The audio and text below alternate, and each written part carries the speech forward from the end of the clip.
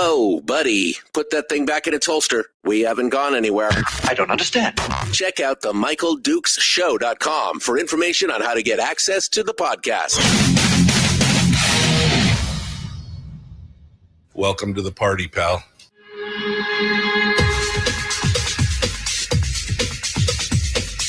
The Michael Dukes Show. The greed and the entitlement is astounding to me.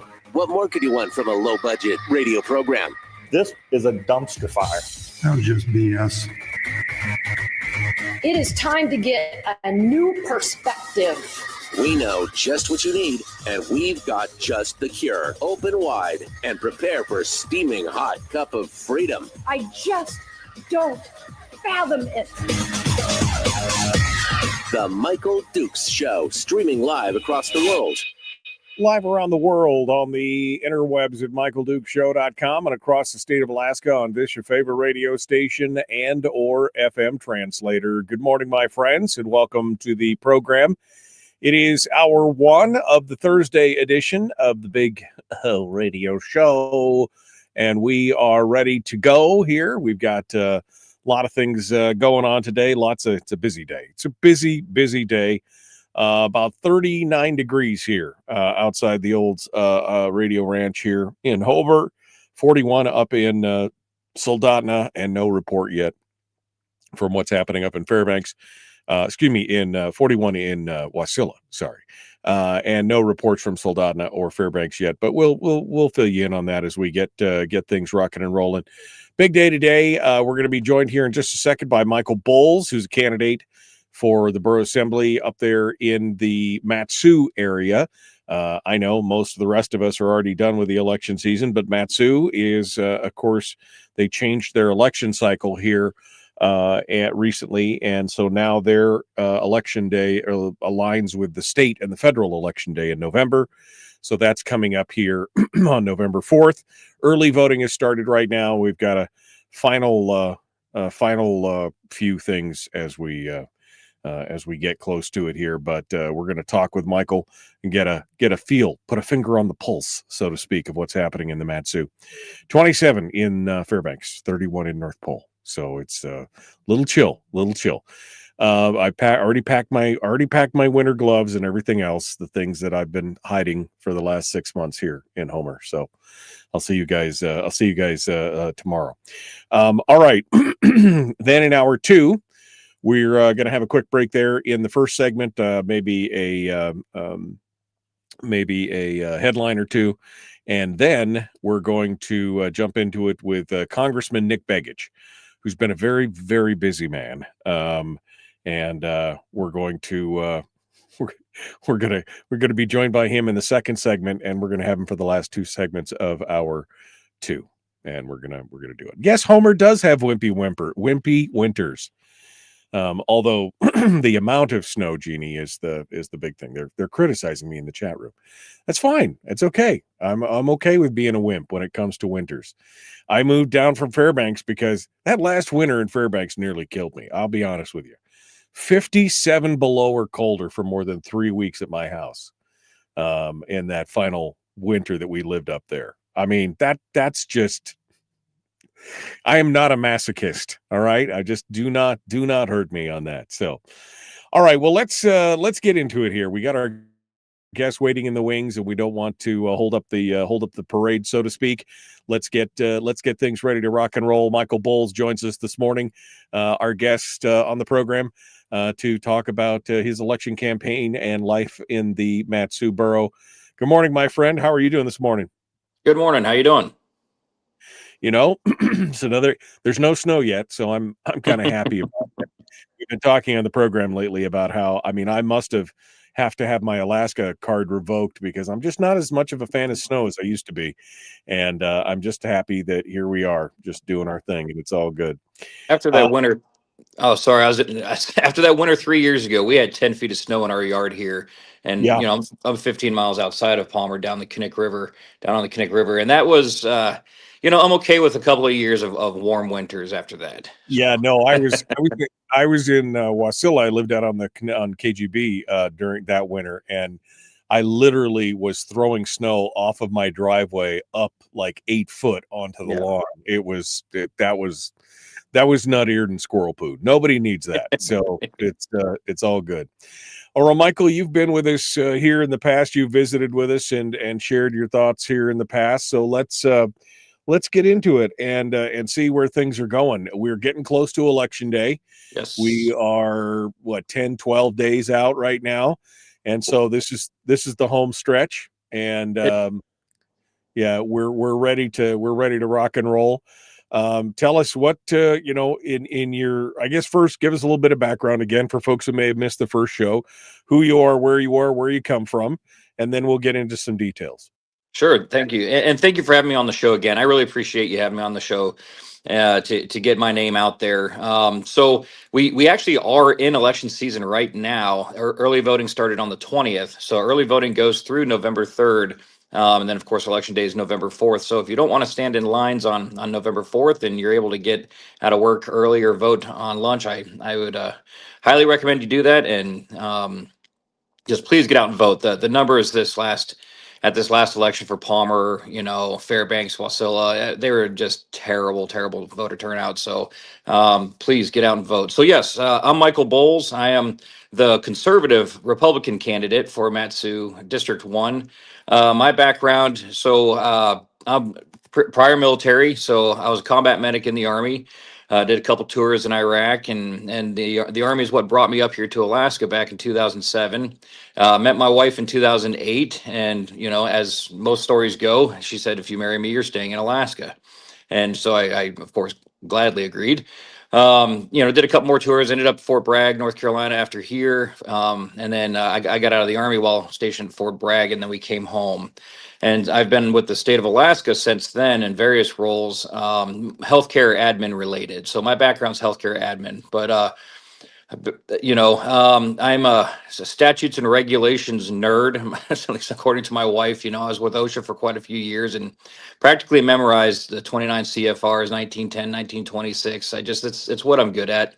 I'm very good at regulations and I'm also very good at bringing in government efficiency and removing bureaucracy. That's in my role right now as the executive administrator with the Board of Pharmacy. In the last 3 years, I've worked really hard with the board to really remove barriers to licensing and those sorts of things. And so that's the type of person I am. I am a small government, no bureaucracy, prefer a highly efficient type of person. So, yeah.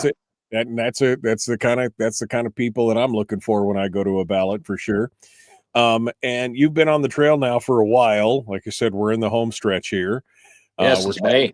we're trying to get people out and about. We're trying to get people motivated to go out and vote. We saw what the voter turnout was for the other communities, and it was still fairly low. Not even really peaking that 20% mark. And that's a little disconcerting. What are you finding when you go out on the trail there and talk to people? I'm assuming you're doing some door-to-doors or chatting with neighbors and meet and greets. What are you finding to be the big issues that folks in the community are concerned about? That to me, that was always the most interesting part when I ran for office, was going out and talking to the people. Yep. Because I know what I cared about, but what do the people care about? So what are the things you're finding as you're out on the road there? Yeah, it's been actually nonstop. I've been going to every community council meeting since May, every assembly meeting, knocking on doors, going to various events. And there's really a couple things that really stand out. One is it's an odd year. So it's 2025, and a lot of people didn't realize that it's a voting year. So most people, it seems like they think that voting only happens in even years. So really educating people that this is a voting year, 2025. Also, voter apathy is a real thing.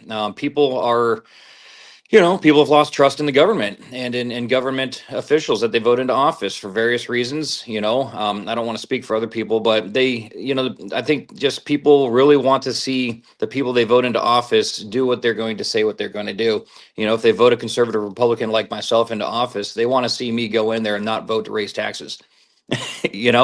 And so, really getting out there and just getting to know people and having them know who I am and my core values, right? And basically earning people's trust. And that's really been the biggest thing. And what's really been neat, I will say, on this whole thing is my wife is my campaign manager. She's my backbone, and she just really she does IT. Basically, she builds websites and does social media for a living. And so she's got me on social media, all over the internet, and I've gotten quite a few messages on Facebook and via email with people that are reaching out telling me that they haven't seen somebody run a campaign like this in years, and it's really refreshing to see me out there in the community talking with people, getting to know people, because it's been a few years since they've actually had a candidate that's been willing to do that, that actually shows up for meetings, that actually cares about what people in District 1 want to see get accomplished, actually cares about, where our property taxes are being used and those sorts of things. So I'm getting great feedback, and a lot of the same concerns they have, they being the fellow residents, is the same concerns that got me off the couch to start running. So yeah, it's been really a great experience. If nothing else, it's a great experience, and getting to know that I share the same concerns that most people throughout District 1. It's interesting because when most people think of the MatSu, they think of the reddest district in the state. Why would Michael Bowles need to identify himself as the most conservative or the conservative candidate of the area? But I mean, what spurred you on was the fact that you had to deal with a SPUD, right? A special use district. And that was kind of that Californication type ideology that has been coming up there. Some of it is there's folks who are moving out of Anchorage because they can't afford to live there anymore. Yep. But they're bringing some of that kind of semi-blue ideology out to the MatSu. And of course, the problem with conservatives is that they just stop paying attention at one point because they just want to be left alone. And so they figure if they leave you alone, that you'll leave them alone, and that's not how the game works. And so we're seeing this in some of the various communities and councils where the conservatives just aren't serving because they think everything's hunky-dory. Correct. Yeah. And funny you mentioned that. Yeah. So we have the population's growing out here, right? There's no secret there. And a lot of it is people that are leaving Anchorage because of the policy and politics. And one of the things that I say, because it's easy to really summarize it, is I want to be a brick wall for the MatSu borough against the policy and politics on the Anchorage Assembly. That's not against Anchorage. We love the people in Anchorage just as much. And heck, if you're a conservative and you have conservative values and you feel the same way, we welcome you out here in the borough. But we don't welcome the shenanigans from the assembly, the Anchorage Assembly, that we've been watching unfold for the last since the Berkowitz days. It's just, so that's really what we conservatives should, in my opinion, be focusing on, is protecting the MatSu from all of that silliness on the assembly there in Anchorage from bleeding out here into the MatSu Valley. So, yeah, and so that SPUD you speak of, yeah. So what a SPUD is, for those that may not understand, is it's a special land use district designation, and what that essentially does is bring in retroactive zoning laws. So if you live somewhere where there's no zoning laws, like I do, my wife and I have a hobby farm. We've got 10 acres out here, and we got chickens and we grow food, and we've tried goats and all those sorts of things. We're not a big fan of chasing goats, but so we don't want somebody to be able to come in and then all of a sudden bring in a SPUD that says, okay, you can only have now 5 or 10 chickens on your property, and that's it. And oh, by the way, you can't have roosters either because they're noisy and we don't want you disturbing your neighbors. That's exactly the type of thing that's happening with SPUDs. That's an extreme example, but that is what got me off the couch. That there was a small group in our area that was pushing this, and they're pretty successful. They got it to the assembly point, and I and a few other people found out about it, and I led the charge. I reached out to the planning department and found out exactly what I needed to do to get this thing killed.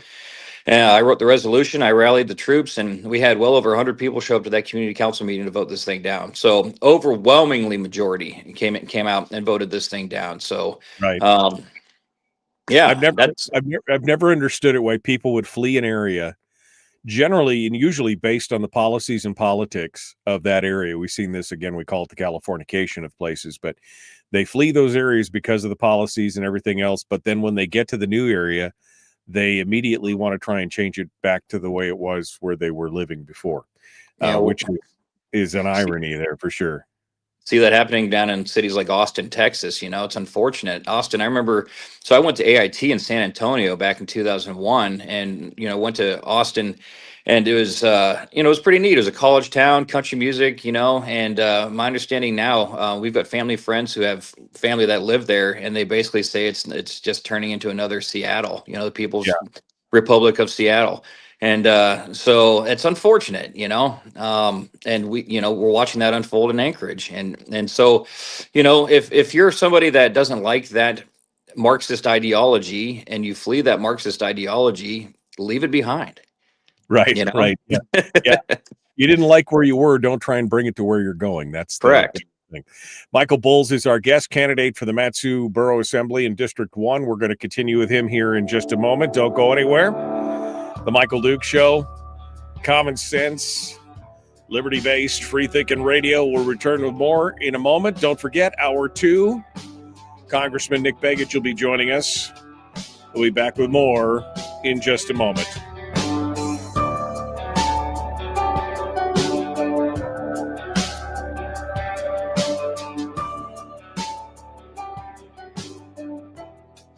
If you missed the show, you can listen to it on your time with Dukes On Demand.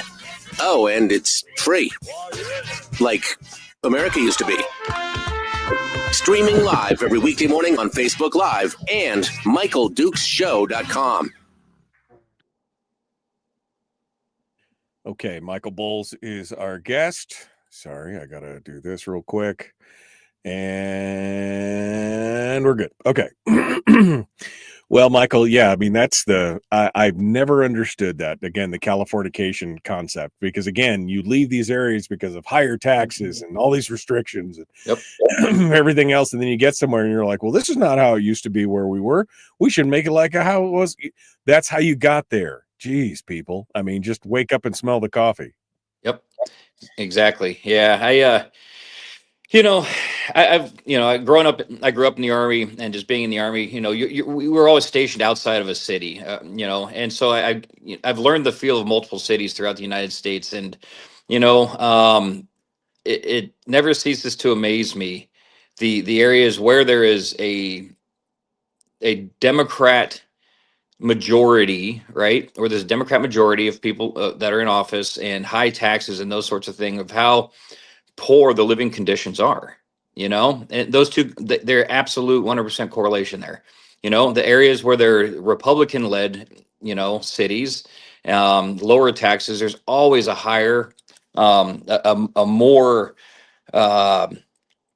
free, if you will, free as, as free as America is these days. There's just a better quality of life. And so there is an absolute correlation there. And when I'm elected, that's really going to be my focus, is ensuring that there is a high quality of life out here in the borough. Keeping as much personal liberty and the government out of our private affairs as much as possible. And not that it's really happening that much, but it's seeping. There's a sense it is seeping. Right. It is seeping. Well, and again, we saw the same thing down here on the MatSu's, or in the Kenai, rather. I mean, I've been watching the Kenai for years, because I've been interested in moving down here, and so I watched what was probably in competition with the MatSu's for being one of the reddest districts in the state, and yet still we saw what happened as the city councils turned kind of more and more blue, purple and then blue. And then we're seeing some of that now move on to the borough assembly, to where we're slowly seeing that kind of stuff happen. And it's just because, and again, I fully believe it's because conservatives, we have a totally different mindset than people who are in the more progressive, philosophy side of the scale, where we just want to be left alone. We just want, we want government to be minimal, and we want to be left alone. And we figure in our minds that if we leave them alone, they'll leave us alone. But of course, the progressive mindset is that it's very much kumbaya. It takes the village and the government to make things better. And so they always want to work together to do those things. And so that's the thing. It's a whole nother It's just a whole nother mindset. You may think you just want to be left, and if you leave them alone, they're not going to leave you alone, because they're always going to try and do gooder. It's the do-goodery, right? They're going to try and do some kind of do-gooder thing to try and make everything equal, when that's not how life works. Exactly. Yeah. And so, right, to understand your opposition, you have to know your opposition. And what is it? The 12 tenets of Marxist ideology. And we're watching it unfold before our eyes. And it's deception, it's deceitful, and it's being pushed with ambiguity. So you've got people running for office that say, I'm undeclared. I want to represent all people, and I want to represent all ideas, which is an absolute Marxist ideology tenet. And it is absolutely impossible to go out there and not be biased either left or right. Right. Now, when I'm elected into office, of course, every single resident in District 1, I am going to be that assembly member that represents that person. So I will be available to them. I will listen to them. I will hear them. I will sit across the table with them. But if they come to me and they say, hey, I'd like for you to bring code forward that allows me to tell to my neighbor what they can and can't do on their property, I'm going to tell them, hey, I'm sorry, but that doesn't align with my core values as a conservative, as an American. That is, and so we as conservatives need to stop allowing the ambiguity into our realm, and that's really a big problem. Yeah, no, absolutely. I totally agree here. All right, well, we're going to continue. We're 10 seconds out. The Michael Duke Show. Michael Bowles is our guest. Common sense, liberty-based, free-thinking radio. Like, share, subscribe, ring the bell. Let's do it. Here we go.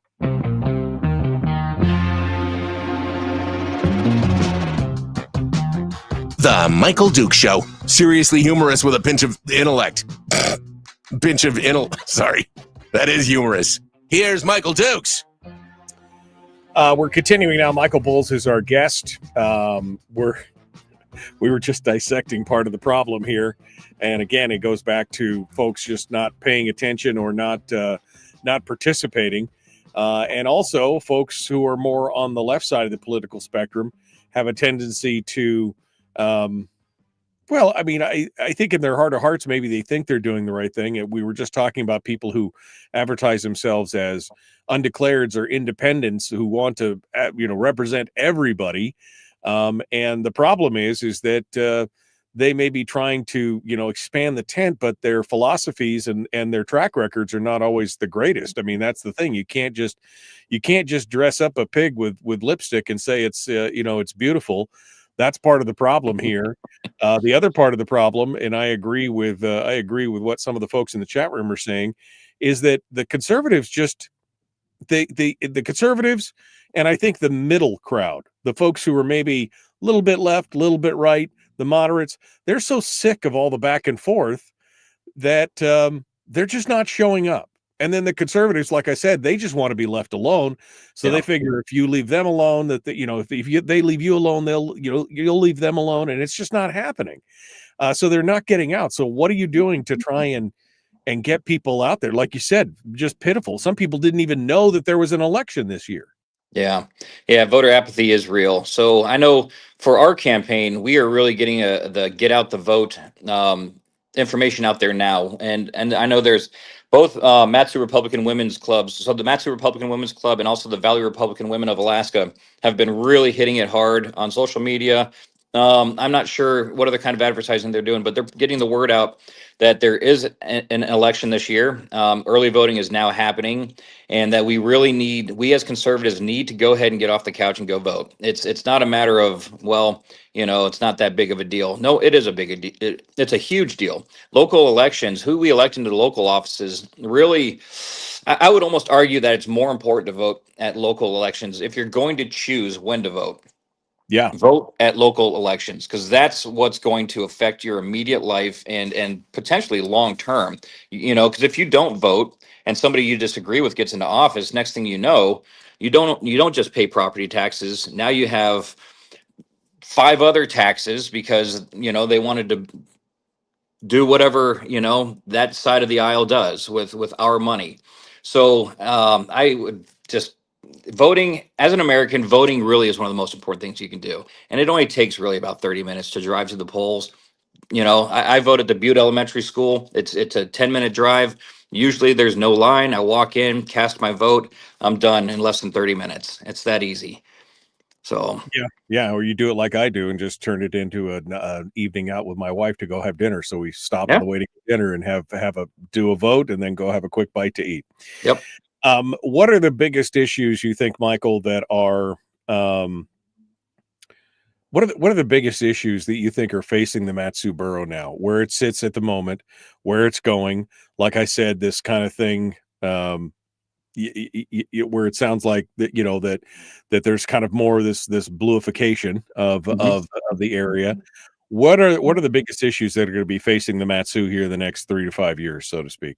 So the MatSu as a whole, I would say, growth is a big one. So one of the big things that I was actually happy to hear early on, I started talking about I'd love to see property taxes go away. I hate property taxes. I think that it's just immoral, right? It's when I go to Walmart and buy a shirt. I don't pay a monthly tax of $10 just to wear my shirt after it's paid off, right? Same thing, with my car or my truck or my house. I think having to pay a monthly tax on something I own is just it bothers me to my core. So that's actually something that's been overwhelming for me, is that most people out here really would like to see the property tax go away. So that's something that I have on my list of priorities. I would really like to work towards getting rid of property taxes. But as far as the borough growth, there's no doubt that we are growing, and with the industry that is coming in, right? So the West is sitting a highway over there. I think that's District 7, which is Assemblyman Gamble's area. Port McKenzie is getting ready. I believe the rail spur, the project is. I think I heard last that the Corps of Army Corps of Engineers is going to be working on that final 7 miles. I could be wrong there, but I thought that that's what I heard from a couple of our state representatives. So that's happening. So industry's coming, which is outstanding. So industry always brings robust infrastructure. That's just every city that has strong industry, that supports industry, that really allows industry in. You also find that there's robust infrastructure, right? So that's exciting. So I think that you know I think that the assembly really should support industry coming in, not necessarily in the core areas, right, but out in the port area, the port district, where it's designed for industry and for growth. So I really see that. I'm excited about that. I'm excited about this natural gas pipeline coming right through the borough. So those are the types of things I'm excited about. And I'm looking 15, 20 years down the line, and what these projects are going to do for them, not just the MatSu borough, but for the state, quite frankly. Um, I really see that as a very, very good thing for the borough, which will assist with the growth. One of the things that I am hearing now is the planning department is really starting to try to put the horse before the cart. The MatSu borough has always tended to put the cart before the horse when it comes to growth and when it comes to putting in housing developments and putting roads here, and those sorts of things. So I think his name's Alex Strawn. He's doing a great job. He's got some great ideas, great support, and he's really trying to now shift it to a horse before the cart type planning. And so it's really neat to see that. He recently spoke in one of the assembly meetings. Don't agree with everything in the plan that he presented. Some of it just kind of, for me as a conservative, just kind of made my eye twitch a little bit. But I think there's a lot of great ideas in there, and so in talking with a couple of the other assembly members, it sounds like they're in agreement that there's really an opportunity here to really move forward with conservative, smart growth alongside the industry that's coming in. So, Well, right, it's the fastest growing borough in the state, and it mhm, still is, and it has been for the last 10, 12 years. When I moved down there, it was booming, and I think now it's the only area in the state where they're still growing. It requires, again, some of that patience, and again, putting the cart before the yes, horses always seems to be the problem for government. And it's good to see people in that area.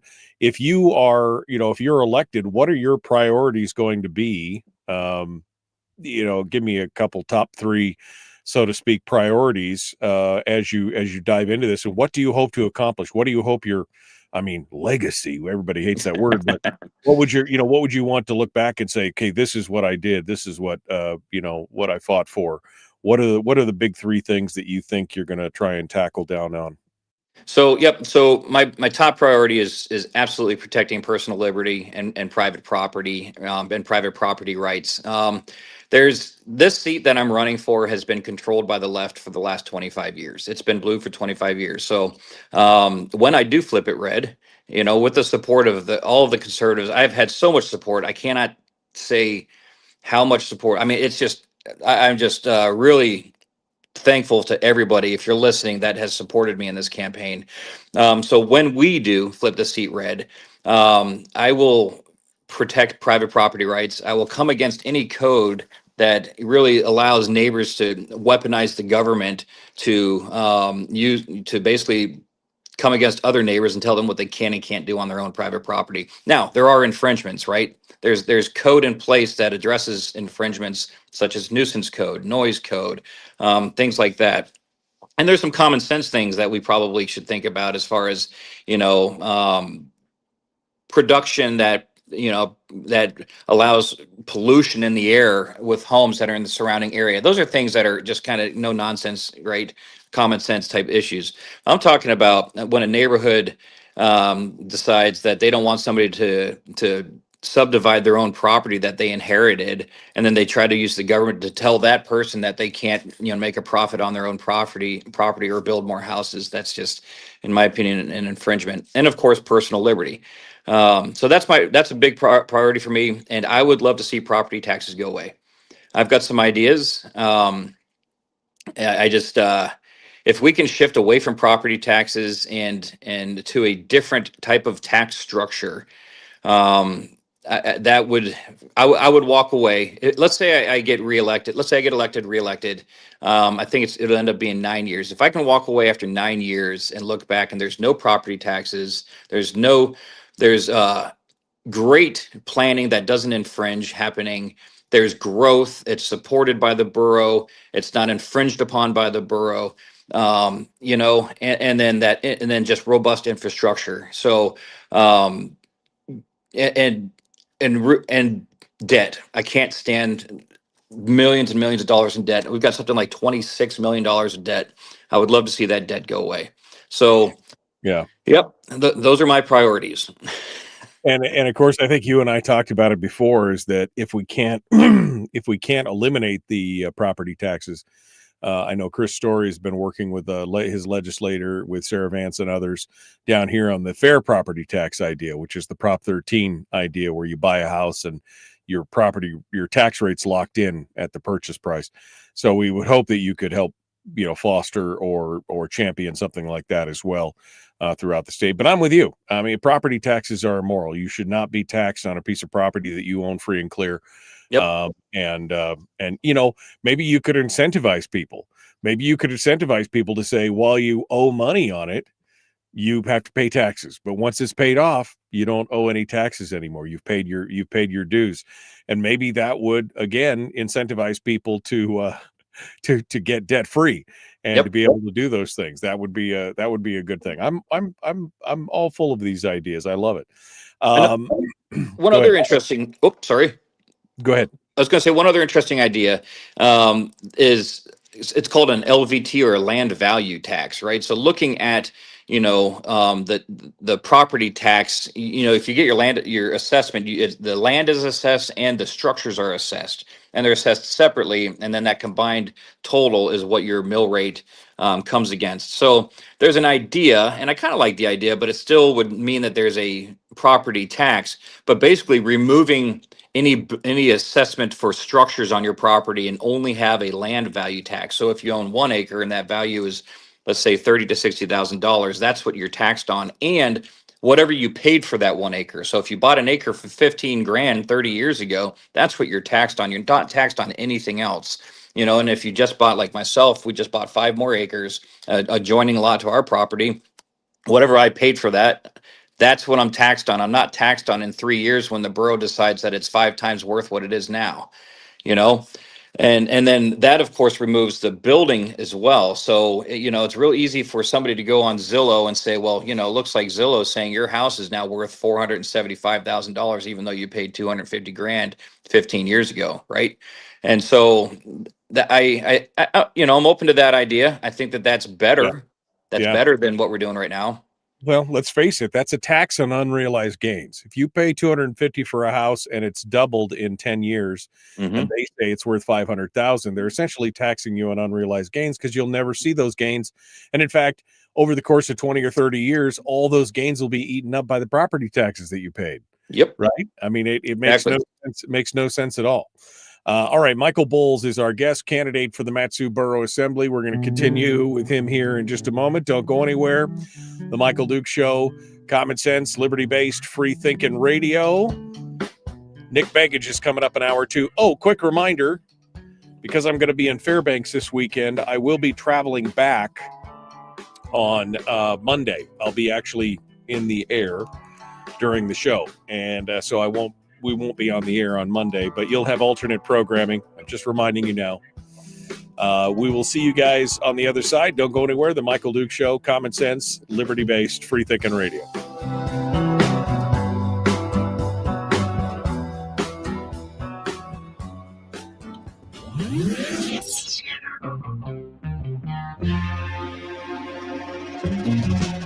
Running on 100% pure beard power. Oh, also some coffee.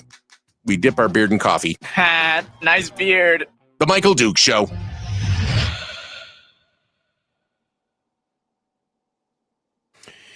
Okay, continuing now, Michael Bowles, our guest. Rick's out there in the MatSu's. He says, I wish there was a way to have the railroad get off their butt and finish that spur. I agree, but it's the politicians, I don't think, not necessarily the railroad. Rick says, go ahead. I think the Army Corps of Engineers is, that from what I understand, they have okayed that project. They've approved it, and I think it's moving forward. I don't know the ins and outs. That might be a Kevin McCabe question. He's the representative out there. So, well, I think what they're waiting for is the money to do it. That's the thing. They got that that chunk of money, and it's been kind of keeps getting submarined by the legislature. Rick also said, do a 2% sales tax, cut property tax by 50%. I mean, a consumption tax versus a property tax, I'd take a consumption tax every time. So that's actually a discussion I've had with multiple assembly members. And so I'm already talking with assembly members. I'm preparing mentally that I'm going to get elected. And so I'm planning on hitting the boots running, or hitting the ground running, when my boots hit the ground. And so that's kind of part of the discussions I've been having, is this idea of an LVT, right? Lower the mill rate to, or just remove assessments altogether, lower the mill rate. And if we are able to get it on the ballot, offset with the sales tax, in my mind, I don't want to introduce another tax. I'm a conservative. I hate taxes, especially property taxes. But if it's a compromise, I think that I would be willing to have if it helps people out here, residents. If it lowers residents' taxes and puts some of that burden on the people coming here to, tourists, people coming here to use Hatcher Pass, Ski Talk, all of the summer traffic, all the winter traffic that are recreating out here, that are coming out from Anchorage or coming down, from the north, if they're helping with the tax burden, then I have absolutely no problem with that. I think that would be a good thing. So in my mind, whatever helps lower the tax burden on the residents and get rid of property taxes, I'd be willing to consider. So. Yeah, and that kind of plays into what Ron's question was. He said, I agree property taxes are immoral and should go away, especially once you've paid off your property. The question is, how are you planning on replacing that money that will no longer be coming in? And that's part of the issue. Yep. I think it's a good deal. Rick goes on to say, there are statistics out there that show how long people live in a house before they move. I think the average is 7 years, not sure. But if you pay off and live in that spot longer, no property tax. You sell, the new owner starts paying tax again. I mean, there's all different kinds of ways. But again, just this idea that you have to continue to beg the government for permission to exist. Mm-hmm.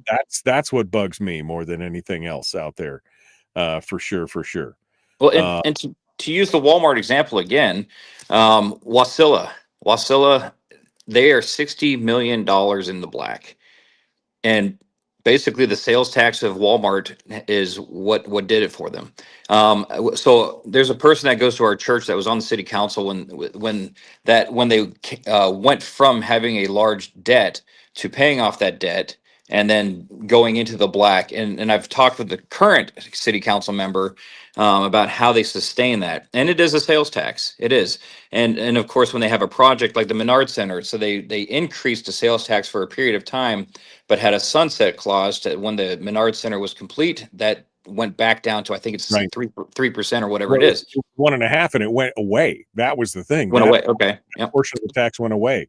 And there were politicians who was arguing, oh, we should keep that to No. do that. And people said, no, No. it's a sunset for a reason. Because that's a propensity, right, of politicians to, oh, well, once the tax is in place, we'll use it for whatever. No, it was put in for a specific reason.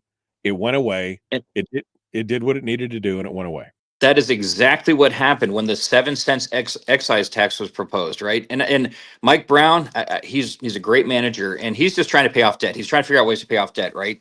But as soon as it went to the assembly, a certain assembly member, I'll say it's Stephanie and ours, and I was in the crowd, started talking about how that tax could be used for other things besides paying off debt. And immediately my thought was, here we go. So here's a new tax being introduced with the intent to pay off debt. But then immediately the assembly started talking about how it could be earmarked for other things. And then amendments started coming in, and then this, and then that. And so you're absolutely correct. And so, that's a problem in my mind. And I'm not saying that to say anything bad about anybody, but when a tax is proposed for a certain purpose, and then immediately the conversation shifts towards how it can be earmarked towards other things, that's not good. And that tax, that proposal just needs to go away immediately. Yeah, no, look, we all acknowledge that we need some form of tax to keep, infrastructure and things alive. But the idea that having that property taxed over and over, or to have a tax that has a sunset and then you extend it because you've got more good ideas, that's not a good enough reason. Like I said, I love what Wasilla has done as a city, because they did the same thing with the library. They put a tax in, they built the library. The tax is going to sunset. It's going to go away. That's what should happen. That's how it should work. All right. Well, here we go. We're jumping back into it. The Michael Duke Show.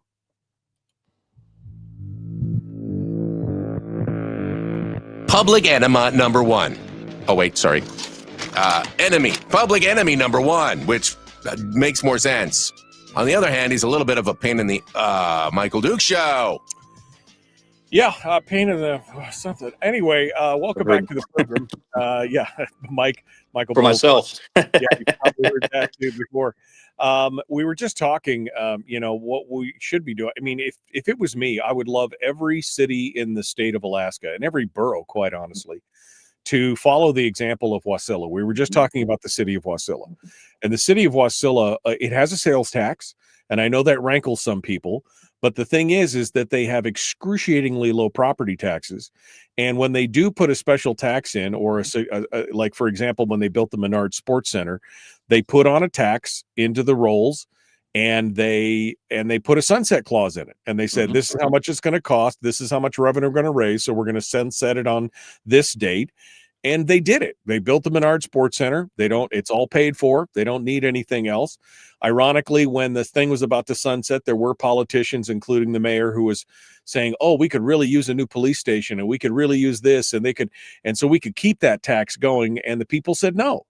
And they've done the same thing with the library. They built a brand new, beautiful library there in Wasilla, and did the same thing.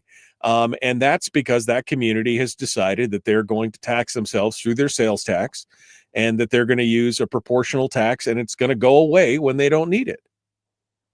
Yep. Yeah, I agree 100%. And, taxes should be voted on by we the people. That's one of the reasons why I disagree with excise taxes at all. Excise taxes, for those that don't know, are basically just a sales tax, just in a different way. It's the wholesaler is taxed and then passes that on to the consumer, wherever that, end point is, be it at the pump or the, whatever. So, but the thing with an excise tax is all it takes is 7 members of the assembly to pass it versus we the people voting on it. So, in my mind, an ideal compromise is to get rid of property tax altogether and then shift towards a sales tax and remove and then repeal excise taxes. I know that's maybe rose-colored glasses, Right. but or just no taxes, right? I'd really, as a conservative, of course, I'd say no taxes, and let's just, as projects come up, let's put it on the ballot and say, hey, would you like to have a tax for a period of time and pay for this road? Yes, no. Right. In an ideal situation, and so, but that's not likely. That's not. I am a realist, so, and you have to be able to compromise people that aren't quite as conservative as me. So, but in my mind, we're the ones that are footing the bill.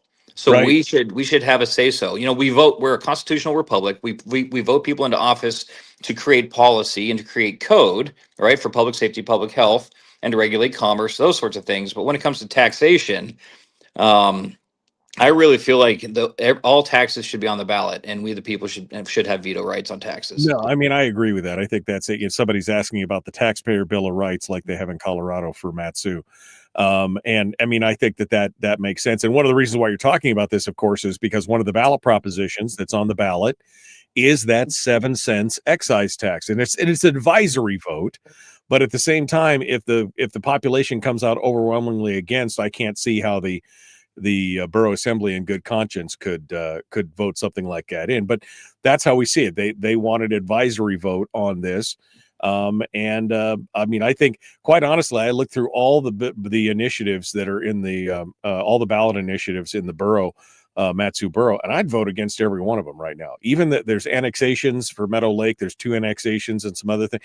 I'd still vote against it all, just because, again, this is just more of the same government stuff that we need to do, and we don't need another 7 cents on top of everything else. No, and that 7 cents, that proposed fuel excise tax came out right after the borough had. I don't think the ink was even dry on the budget yet, and then this tax came forward. This proposed tax came forward, and so I just and I keep saying this. We're in a time right now, in my opinion. Outside looking in, I've looked at the budget. I've read the budget. I see where the money's going, and we really need fiscal patience right now. We need fiscal responsibility, fiscal patience, and I really do believe that the current assembly, for the most part, most of them, and the manager and the mayor are really concerned with that and concerned with paying down debt. I've had those conversations with those people, and that is a concern, and they're trying to figure out a way to do that. So that's good. I don't think it should be done through another tax, right? It should, I think what needs to happen is we need to look at where a lot of this spending is already happening and where things can be shaved down. Do we really need a Valley Mover bus service at $2 million a year? That's Right. Utilized by very few people, and the borough's spending $56 per person per one way. Is that an efficient use of taxpayer money? Right. So No, I mean, I think that's a huge question, especially with an area that's as dispersed as the MatSu borough, the number of people, and how much of that is federal money too, right? I mean, so how much money are we consuming of both the federal and the local monies to haul a few people around versus something like that? And go ahead. Speaking of federal money, and I hear that, I said, well, it's being offset by federal funding, and my thought is, you do understand federal funding is our income tax, right? I mean, that's still taxation. Right. It's still coming out of your pocket. It's not like Correct. government creating money. Well, they are creating money out of thin air, but I mean, it's not like, generally speaking, it's good for them to create money out of thin air. And that's a huge deal, for sure. We're down to the last 3.5 minutes here or so. Again, the idea that property taxes and private property rights are your core concern, I think those are great. I would love to see, like I said, every borough, every city come to the conclusion that, we should put these up to votes of the people, and they should have a say in it on this taxation. And I would love to see it. You said you're getting a lot of support. You're hearing a lot of people who are resonating with what you're saying. Yes, yeah. A lot of people they they really they want to see property taxes go away. And specific to District 1, we're a more rural district. It might be the most rural district. 7 might be as well. But one of the things people are tired of is paying property taxes, and then watching all of this stuff happening in the more urban areas, all of this growth, roads being dug up and relaid, and things like that. And then they can't get, light bulbs changed out, on borough roads. And then they can't get the roads graded in Sutton. The roads are scraped off and all of the gravel's, on the side of the road, and they can't get, the borough to come back out and maintain roads. And so that's the type of thing that I'm concerned with is, for us fellow District 1 residents, seeing our tax dollars put to use instead of seeing it spent in other areas. So that's one of the things that I'll be concerned with, of course, as well as making sure that we are also included, in the tax base or where the taxes are being spent. So. Yeah, no, I think that's a key and core component. We didn't get into schooling. Although that is the biggest component of any borough budget is the school budgets. I think MatSu's been doing they are probably the poster child for what to do right with schools, although they still have some of the same challenges of kind of overdoing it from time to time. But we're down to the last 2 minutes here, so I want to give you the floor. Your final thoughts, anything we didn't hit, or your elevator pitch, how people can find out more about you, et cetera. Yep. So once again, thank you for having me on the show. So if you'd like to learn more about me, I have a website, electmichaelbowles.com. That's MICHAELBOWLES. Also, I'm all over social media. My wife has, all over Facebook, whatever the other ones are. So please feel free to reach out, give me a call, send me emails with any questions you have. I am a staunch conservative. I'm an unapologetic conservative. There is no ambiguity with me. So yeah, I really hope that I can rely on your vote. I ask that you please go vote conservative. Let's keep the MatSu red. Let's flip this blue seat in District 1 red this go around and really move forward with some common sense legislation out here in the borough. So thank you. Yeah. Protect your private property rights. Find new ways to generate taxes that allow you to own your property. And again, be the most efficient in the way it works. Yep. All right. Well, Michael Bowles, thank you so much. Are you doing a meet and greet or anything in the near future here, Mike? I know we're down to the wire. Every Monday, virtual, Facebook Live, 7:00. We're doing meet and greets online, and I'll be at every community council meeting, every event that's happening. I'm at. I'm running. So, reach out, contact me, and I'll tell you exactly where I'm going to be that day. And been doing it for the last 6 months. Woof, man. It's been busy. It's been a busy time. All right, Michael. Well, thank you so much for coming on board. We appreciate it. Thank so much for going anywhere. Hold the line for a second. Folks, we're out of time. Hour 2, dead ahead, the Michael Duke Show. Nick Begich coming up in hour 2.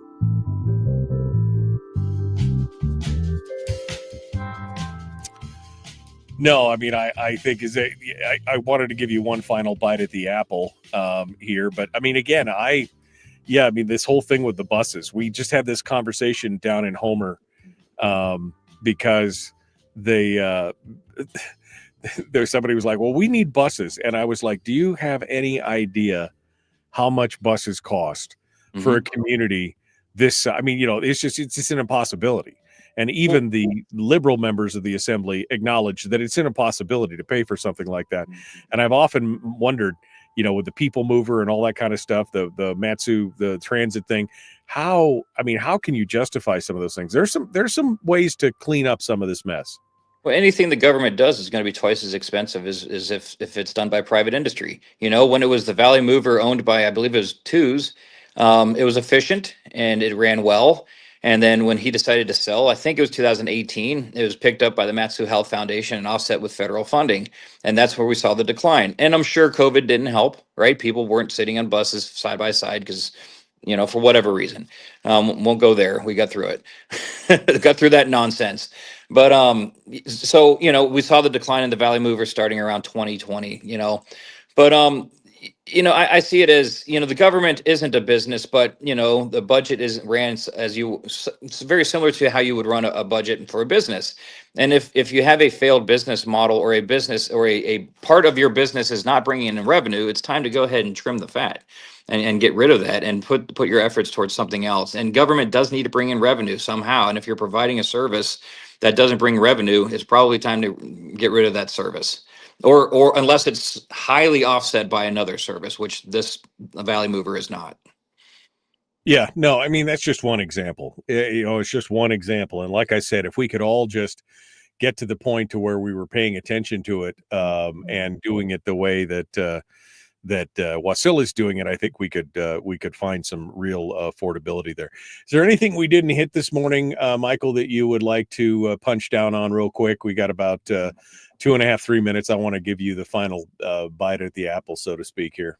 No, so I'll just say to the listeners, if you haven't voted yet and you're on the fence of who you're going to vote for in District 1 or any district, please look us up. If you don't know about APOC, look up our donators, or the people who donate to our campaigns. Look up where we're spending our money, who's spending their money on us. Look at who's supporting us. Look at who's really assisting us in our campaigns. And that really will tell you a lot of who's going to be trying to influence us if you elect us into office. So APOC is easy. You just type in Alaska APOC. It'll bring you right to where you can find out who's been donating to us. And you'll see that I am highly supported by basically nobody but family and conservatives. So so I'll do that. Research us. Look at where our values are. Look at what we're talking about. And actions speak. Words are just, anybody can say anything they want, but actions really speak to who we are, who our character, what our characters are, and where our integrity lies. So I would just recommend, this is a job interview. Vet us out before you cast your vote. Yeah. All right. Well, Michael Bowles, thank you so much for coming on board and being part of it. Good luck, my friend. I hope you are able to turn your area back to the red side. Yeah. I think it can be done. All it takes is activating those people who heretofore have kind of wandered off and thrown their hands up in the air or just not been paying attention. Again, government is what happens to you when you stop paying attention. You can't just pretend that if you leave them alone, they will leave you alone. No. All right. Michael Bowles, thank you so much, my friends. Good to talk with you. Appreciate you being part of it. Thank you. I appreciate it. Have a great morning. All right. You too.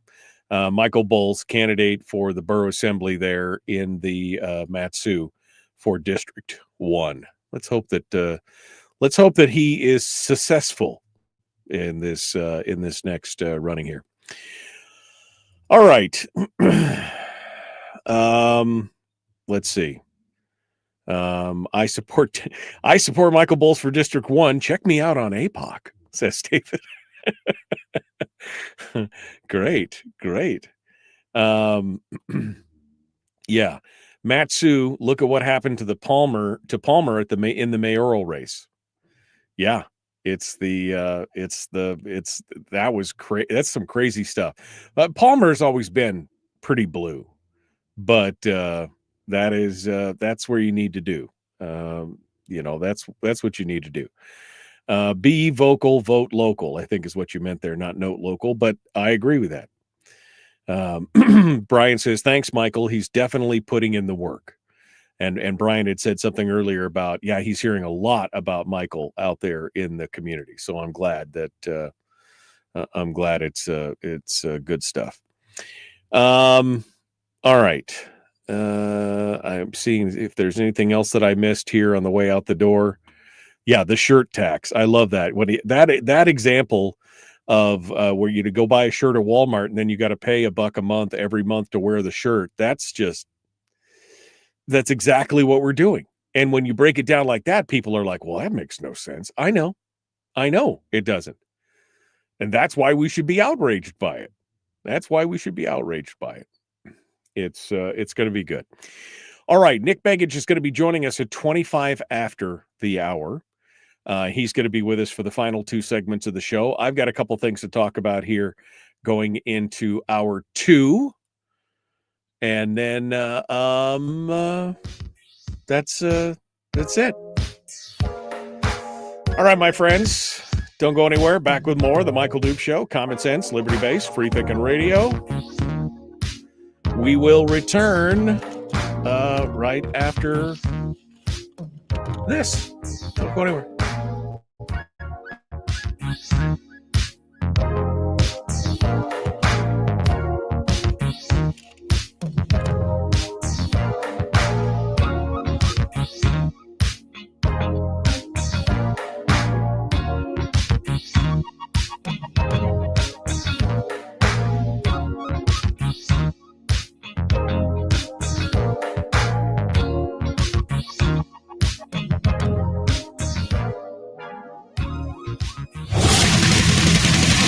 Whoa, buddy. Put that thing back in its holster. We haven't gone anywhere.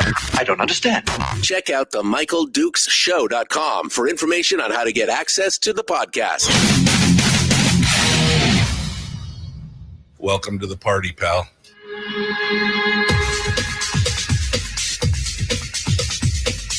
The Michael Dukes Show. The greed and the entitlement is astounding to me. What more could you want from a low-budget radio program? This is a dumpster fire. That was just BS. It is time to get a new perspective.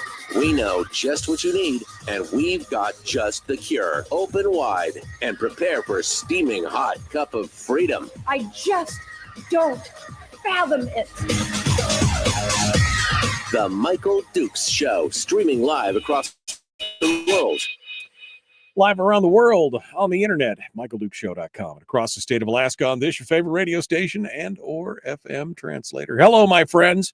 Welcome to hour two of the big radio show. It's Thursday, and we just finished up with Michael Bowles from the running for the Borough Assembly up there in the MatSu's. I hope you folks who are living in the MatSu's, who are listening on the radio or watching the video or listening to the podcast later on, I hope you're activating your neighbors because, again, your election takes place in about 10 days, 11 days. We're right down here.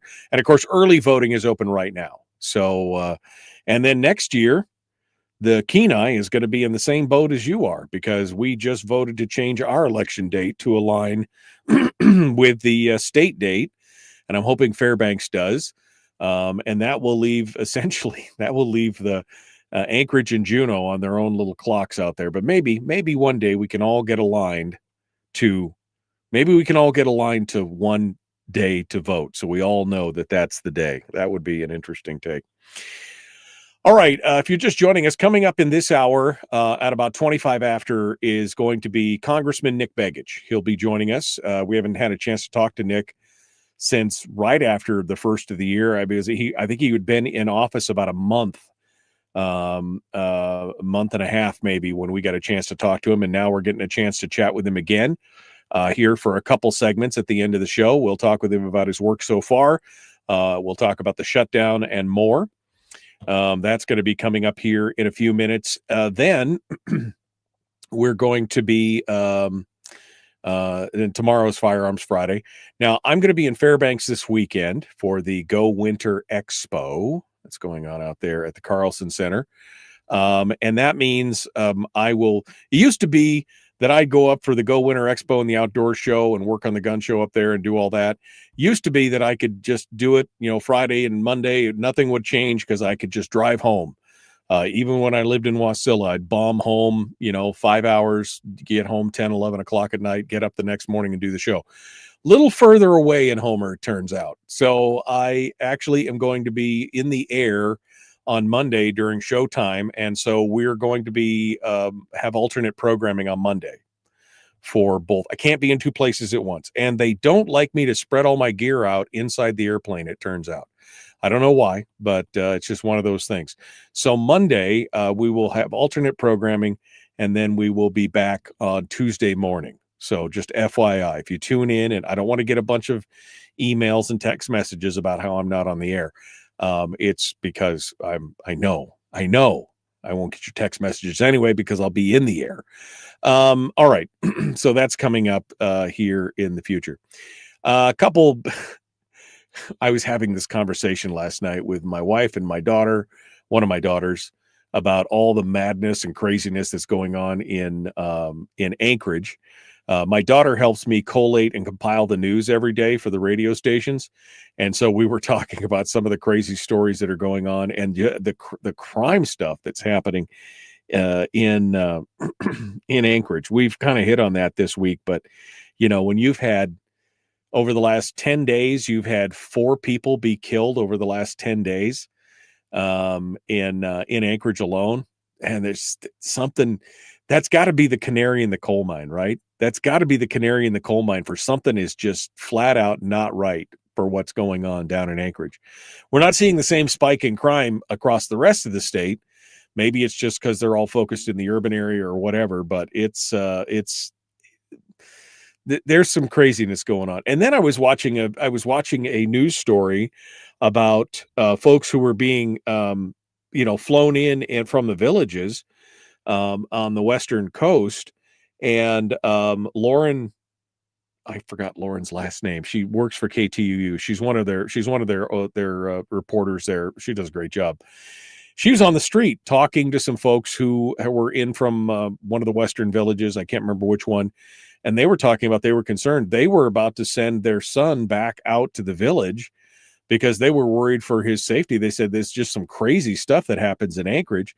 And in the middle of the interview, some wackadoo homeless guy comes out shouting, threatens to kill them. I mean, this was in downtown Anchorage, right? So something's going on there. I mean, you should go watch the segment. Lauren Maxwell, that's her name, Lauren Maxwell. You should go out there and watch that segment with Lauren Maxwell because it's kind of, I saw some of this stuff when I was working in Anchorage. And I had to throw people out of the radio station that would wander into the radio station. And I mean, it is crazy. It's some crazy stuff. But anyway, I just thought it was interesting that here's my 21-year-old daughter, 22-year-old daughter, who is having some of these eye-opening experiences, paying attention to the news now because she really, she wasn't that much into the local news before. Now paying closer attention to what's going on and asking these questions like, what is going on? I mean, why is this happening? How can this happen here? Kind of thing. Anyway, it's some crazy stuff. You should be paying attention to that. There's a new opinion piece in Must Read from Michael Tavalerio, who writes occasionally for Must Read and for The Watchman, and he's got a new piece that I think is pretty well written, and I think outlines a very cognitive argument against combining the permanent funds. And the title of the article is Legislative Fiscal Behavior, a Decade of Drift. And he goes through starting to examine the behavior of the legislature over the past 10, 12 years. And he starts by going to the CAFRs, which is the Comprehensive Financial Reports of the state, from 2014 to 2024. And they show a consistent rise in total governmental expenditures with an annual increase of 3.8%, even as the unrestricted general fund revenues have remained flat or declined. And that's where the problem lies, is this divergence. And he talks about how that divergence underscores the legislature's reliance on temporary revenue fixes, which is the percent of market value draw from the permanent fund and federal grants and COVID monies and although he doesn't say it, the PFD, because that too is a temporary revenue fix, because that's a fixed sum of money. And once it's gone, once you've consumed that and you continue to consume it on an annual basis, you can't get any more of it. He talks about where the money is going. And this is kind of the dynamite segment of this little piece from him. He says campaign finance records and public expenditure patterns reveal the underlying incentives of where our money is going. Legislative majorities across both parties have consistently directed appropriations towards sectors with entrenched political influence: construction, organized labor, education associations, and public health contractors. These entities also account for a disproportionate share of campaign contributions. In return, key legislators, particularly those on finance and budget committees, have maintained appropriations levels that shield these interests from reform. This feedback loop has preserved the state's structural deficit while eroding legislative credibility in fiscal restraint. He said it so much nicer than I would have. But he's not wrong. He's not. I mean, a prime example of this right now is this education task force that we have going on. This is supposedly to try and fix the efforts and fix the outcomes of our current educational woes. We already know that members of this committee have already stated publicly that they support just giving more money to education and not changing anything policy-wise. And then they call this new meeting, this first meeting, they call it in Juneau, away from the public eye. And then in an invite-only testimony period, the only people that they have invited to testify in front of the committee are industry insiders, education, industry, and governmental insiders. AML, the Alaska Municipal League, the Association of the Superintendents, and the Association of Teachers, and the National Education Association. That's who are testifying. There's no parents. There's no student bodies. There's no parental organizations who are in there. Independent education advocates. Mike Kronk, who's a member of the committee, said he wanted to hold the committee in Fairbanks so they could invite people to talk about, people starting charter schools, and have parents and student input on this. And he was shot down. He's like, no, the chair's decided this is what they want. And it's so bad, in fact, that he said he's not even going to the Juneau meeting because he thinks it's a waste of the public taxpayers' dollars to fly down there. Now, that's a sad commentary on what's going on. But this is exactly what Talaverio is talking about, how they are basically running a protection racket for special interests in the government. Efforts at performance-based budgeting and efficiency audits have repeatedly failed in the state, he continues. Reports from OMB and the legislative auditor document persistent inefficiencies in procurement, Medicaid reimbursement, capital project management, and departmental overlap. But despite these findings, no consistent enforcement or accountability mechanisms have emerged. I mean, we've talked about this with the vacant positions, right? These FTEs, these full-time employees, these vacant positions where yesterday Mike had said that they had counted up to, at this point, 800 positions in the state that have been vacant for 18 months or more. 800, just do the math on that, at about $100,000 a year between wages and benefits. And that's probably on the low side for some and on the high side for others, but I think it's probably a good average, and it's good for the math. What's 800 times 100,000? Right? That's how much money that could be saved for employees who aren't even, but they're not even going to cut those positions. Then he talks about the ERA and what's been done with the ERA, and then he goes in to talk about how combining the two systems is problematic, to say the least. You should go out and read this piece from Michael Tavalario over in Must Read. I'm going to drop a link in the chat room this morning for the piece, and you can go over there and take a read on it. It is fascinating. All right. We got more coming up. We're going to be joined here in just about 4 or 5 minutes by Nick Begich. When we return, he should be with us there. Don't forget, you can always check us out on Facebook, facebook.com/Michael Duke Show, or YouTube or Rumble. And you could join us in the chat rooms there. And you can watch the replays there later. And, of course, you can always catch us on your favorite podcasting app or on Spotify. Every day we podcast the show. So come on out and check it out. All right, we got more coming up with Nick Begich on the other side, The Michael Duke Show. Common sense, liberty-based, free-thinking radio.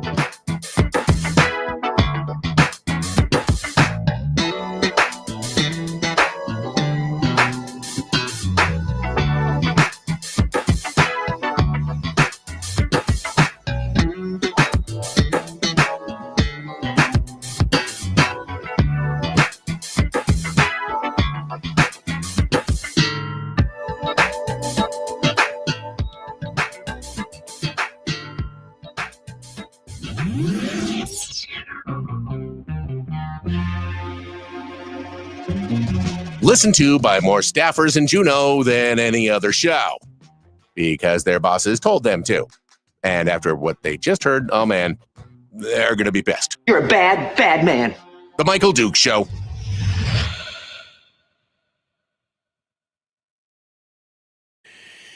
Okay, we're in the break right now.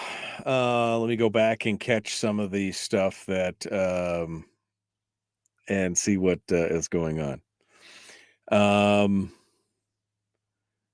Is Nick the new stand-up artist? Get into the office and stop showing up typical. This is your problem, Harold.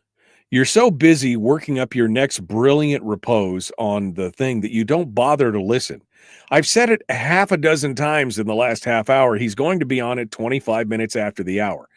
What's your function, Junction? Do you just you hear just as much as you want to hear to compose your next zinger? Good Lord, man. Start listening to what's going on. Are you paying attention? Brian on the shirt tax. We were talking about the shirt tax from, buy a shirt from Walmart, pay a tax $1 a month for the, and he says, yeah, not only do you have to pay the shirt tax, then you got to pay an environmental impact tax when you wash the shirt, but are subject to a fine for having an unclean shirt. That's a perfect example. Property taxes. I walk into Walmart, I buy a $10 sweatshirt, I got to pay $1 a month in taxes to be able to keep it going, but on top of that, I have to pay my environmental impact tax for washing the shirt and are subject to a fine for having an unclean shirt. That is the perfect definition of government right there. Tax it, subsidize it. What was that Reagan's old quote about taxing it and subsidizing it, et cetera, et cetera? All right. I'm just scrolling through any of the fine thing. Nick was in and then he was out. I saw him just pop in and then he just popped out. So he's going to be back here in just a second. I see Congressman Nick Begich is popping in and out of my green room. Don't eat all my donuts. Just give me a second. All right. Just hold on a second. I'm laying into people here at the thing. All right. Let's go over to, I've been waiting long enough to get to Nick. Let me get him on the program. We're going to check his audio, make sure everything's good, and we'll do this thing. Good morning, Congressman. How are you, my friend? I'm good. It's great to see you, Michael. How are you? Man, it's been a coon's age. It's good to have you on board the program. I know you're a busy guy. I know you got a lot of things going on, so I appreciate you taking the time to dig into this stuff and to go through it. We got about 2 minutes before we rejoin the radio, so we don't want to repeat too much, but man, how you been? Are you getting any sleep at all, or what's going on over there? Yeah, we're working hard. I mean, we obviously I'm here in Washington, D.C. I was just in Alaska this past weekend. We were out at AFN, and so had an opportunity to address the delegates and other attendees at AFN. Went over to the Alaska Outdoor Council. And I love saying when I'm down here in DC that that AOC is a group that I support. Really get some odd looks from folks when they hear that. But no, it was good. I talked with the residents that were displaced from Quig and Kipnuk, and had some good conversations with those folks, and listened in on some of the community discussions they were having related to, whether they relocate, whether they attempt to rebuild. Difficult conversations for sure. But yeah, we have been working throughout the shutdown. Our team is working. We have deemed everyone on the team essential, and we're here continuing to do the work that we were elected to do. Well, it's good to see you. And by the way, happy belated birthday. Melissa says in the chat Thank you. room, and I forgot to think. Yeah, Rick just said you scared me when you said AOC. It's the Alaska Outdoor Council. That's it. He's trolling. He's trolling all those people out there. That's what he's doing. It's good stuff. It's good stuff. Yeah, no, I know you've been working hard, and but boy, I got to tell you what. I didn't think things could get any crazier than now watching this whole shutdown madness right here. And then they just they turned it up to 11 on this kind of stuff. So we're about to get into this, Nick, and talk about it. But I just want to say, appreciate you. And I think you've been doing a great job. You must be doing a great job. My YouTube is full of nothing but remove Nick Begich ads. That's all it is. It's like constant. Yeah. You must be doing something right because, you're catching all that flack. On all my every YouTube channel. It's like you and Dan Sullivan, the two of you're both the Antichrist together. I'll tell you what, when the Democrats go after you as hard as they've been going after me and Senator Sullivan, then you're right. You're doing something right. It's tough. Here we go. The Michael Duke Show.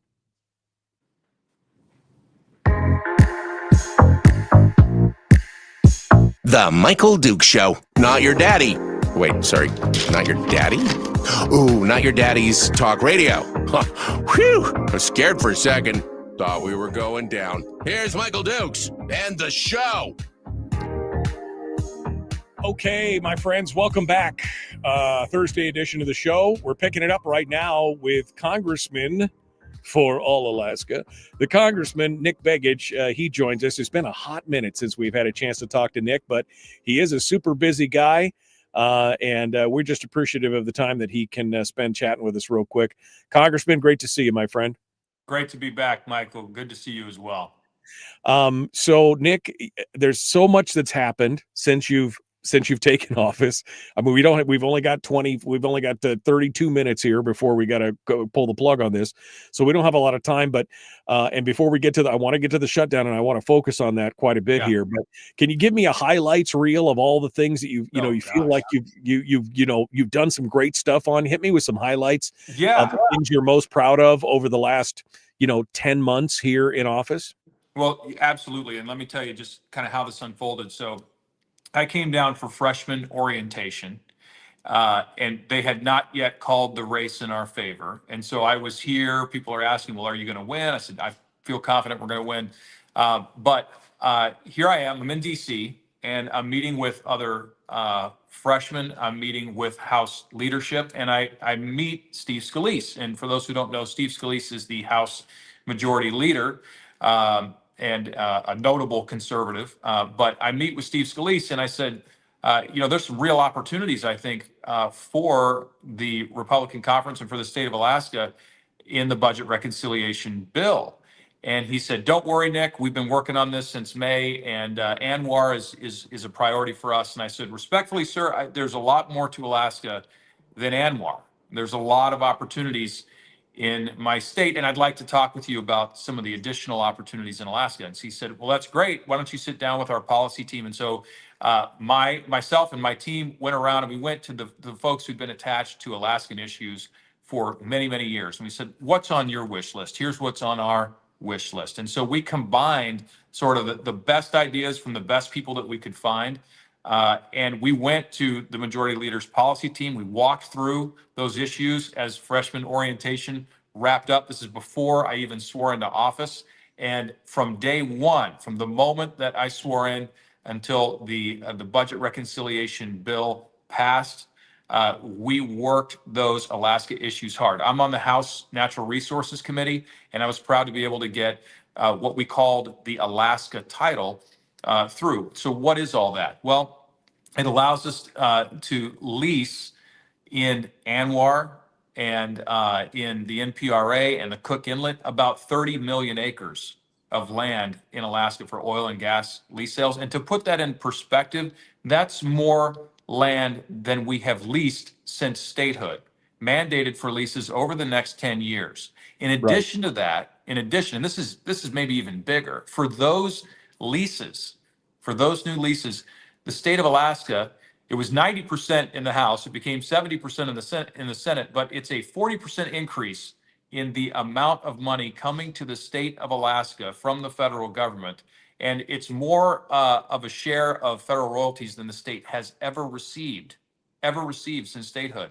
And many people, regular listeners to this program, will know that the state was promised an outsized share of federal royalties on oil and gas lease sales. The 90-10, right? That's right.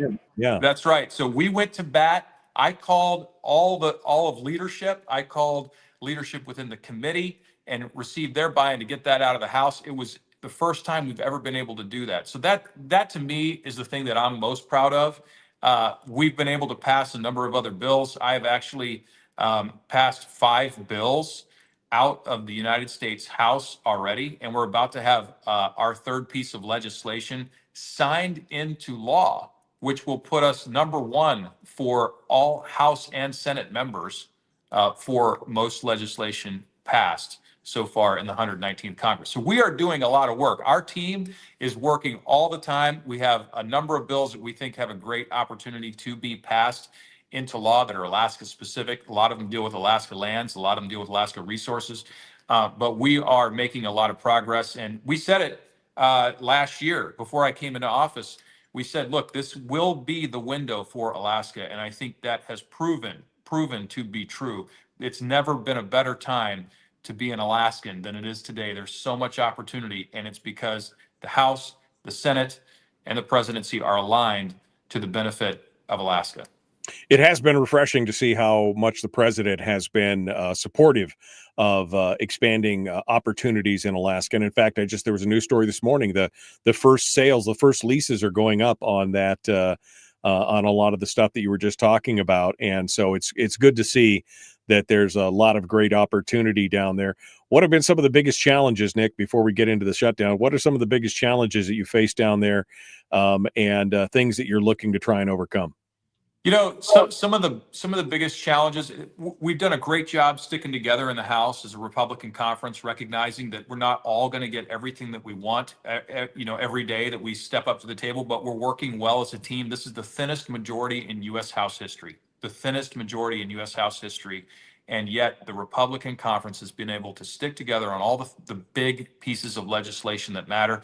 The tax cuts that were included in the One Big Beautiful Bill Act, the provisions for resource development that I've already mentioned. The Republicans stuck together and delivered on the promises that were made last year during the campaign. And I think it's been a challenge. It's been difficult at times. There are good people with principled stances, and they have those challenging discussions, but we all have been able to overcome that and get to the right conclusion for the American people. And so it's not been without its moments. I can tell you, we have had 2 votes successively, right? One with the One Big Beautiful Bill, and the other as it relates to legislation for cryptocurrency, something called the Genius Act and the Clarity Act in the House, that were the 2 longest open votes in U.S. House history. So it hasn't been easy, but we've been able to get folks there. No, sometimes it's dragging that stuff across the finish line sometimes is definitely not easy. And you've been doing yeoman's work down there.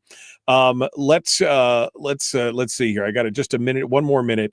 The big beautiful bill. You're taking a lot of heat for it, Nick. We were just joking before we came on the air that my YouTube channel is, or my YouTube, whenever I watch YouTube, it's full of commercials about how Nick Begich is trying to destroy us all and everything. We need to, you and Dan Sullivan are like, number 1 and number 2 on the billboard hits there. Every other commercial break you're obviously over the target is what I'm saying. You're obviously being effective. What is your feelings on the big, beautiful bill and the ramifications of that and some of the criticisms that you're facing on it? Well, the criticisms of the bill kind of focus on two provisions. One is extending the 2017 tax cuts that were hugely popular and so important for small businesses, for individual taxpayers, for everyday working Americans. That was a great bill, but the left hates that bill because they love bigger government, they love taxes, and they want to prevent people from being able to achieve the American dream, which is financial independence in part.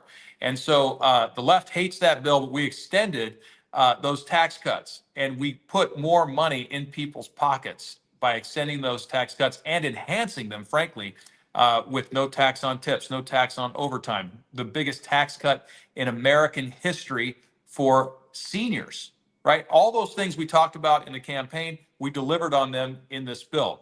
The Democrats don't want us talking about those things, and so they're going to attack us for it. The other component that we've heard from the left on relates to Medicaid, right? And they say, well, we're cutting Medicaid. Well, let me tell you what we're actually doing. We're making sure that people who can, able-bodied, can contribute to the Medicaid program are doing so, that they are doing so. Now, what does this mean? It means that if you are taking care of a family member or a friend, you're excluded from that work requirement, okay? If you're part of the traditional Medicaid system, if you have coverage under traditional Medicaid, you're excluded from the work requirement. If you're not able to work, you're excluded from that work requirement. If you are in a county or borough more than 1.5 times the nation's unemployment rate, you're excluded from that work requirement. If you are Alaska Native or American Indian, there's a treaty trust obligation that we have with you that you're excluded from that work requirement. There are a number of folks that are excluded from that work requirement. We have isolated this down to the people that are benefiting from the program but are not contributing to the program who could. And so that is the only real adjustment to the Medicaid system. And that is not a winning argument. When you go through all those things, for the left, that's not a winning argument. They want to say we're cutting healthcare. We are not. We are making sure that the people who can contribute to the system and are benefiting from that system contribute. And they're going to run their 15-second ads and their 30-second ads on YouTube. That's fine, because you're 100% right. At the end of the day, we are over the target. We are doing the things we promised the American people that we would do. We are putting the American people first. We are delivering with a lower tax regime and agenda and a smaller government footprint that is good for the American worker. And we are going to make government work for the people again. That's the only time you take flack, my friend, is when you are over the target. 100% for sure. We're going to go early to the break because I want to spend the remainder with Nick talking specifically about the government shutdown, the effects, and what's actually going on in there, because we're hearing a lot of stuff. Let's get some straight dope from somebody who's on the inside here. Congressman Nick Begich continues with us. The Michael Duke Show. Common sense, liberty-based, free thinking radio.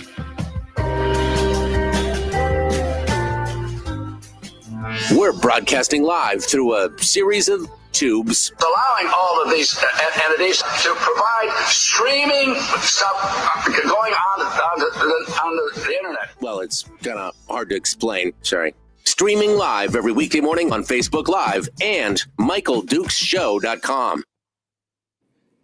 Nick Begich is our guest here. Lots of rah-rah and hype for you in the chat room. Some happy birthday wishings and more. Greg says, truth, preach it.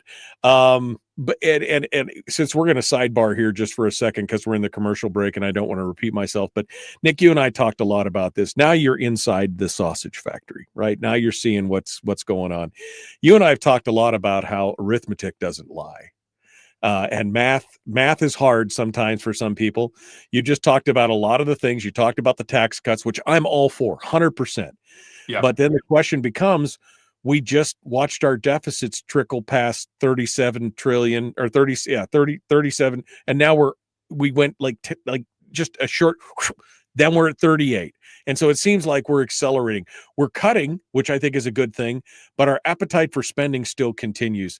What are you seeing in there? What are your thoughts, reflecting back on some of our previous conversations about how we need to teach some of these Congress critters, arithmetic? What are your thoughts on that? Well, look, when you look at the year-over-year deficit reduction from April until September, the deficit is actually down. So the debt is increasing because we haven't balanced the budget yet, but it's actually down, which means we're making progress year over year. So part of the way that we've been able to make that progress is by A, growing the economy at a faster rate, and B, these tariffs that have come into effect. So I can talk about both of those. Number one, when you look at the growth rate of the U.S. economy in the second quarter of this year, we had around 4% year-over-year growth, which is incredible for a developed nation like the United States to achieve growth. Anything over 2% is remarkable. 4% is unbelievable, unbelievably good. The CBO, the Congressional Budget Office, when they scored the budget reconciliation bill, what they said was that we would not be able to achieve more than 1.8% growth over 10 years. And right now we're at more than double that number. Now, the CBO, they don't use dynamic scoring. They don't give you a lot of credit for the pro-growth policies, but we're already seeing those show up. The Atlanta Fed puts out a forecast for the current and future quarters, and their Q3 forecast, most recent, is over 3.5%. It's actually closer to 4% again. And so we're waiting that economic data. We expect it to drop here. I think it's October 31st that we'll get that first Q3 GDP print, but we're seeing that growth a lot higher than the original baseline forecast, which means that we are on track to further close that deficit. So that's the first piece. The second piece relates to tariff revenues. Now, most mainline economists suggested that the tariff revenues would be highly inflationary, but the reality is we have not seen any significant upticks in the consumer price index as a result of the tariffs. We have seen a tremendous amount of revenue. So economists have been looking, and others have been looking, saying, hey, where is this revenue coming from? Well, it turns out it's coming predominantly from the producers overseas who want to maintain market share. And so they're eating that revenue in order to maintain their price to the consumer in the United States, because if they don't do that, they're going to lose market share. And I can tell you, they're going to lose a great deal of profitability. So that money predominantly is being paid by foreign businesses.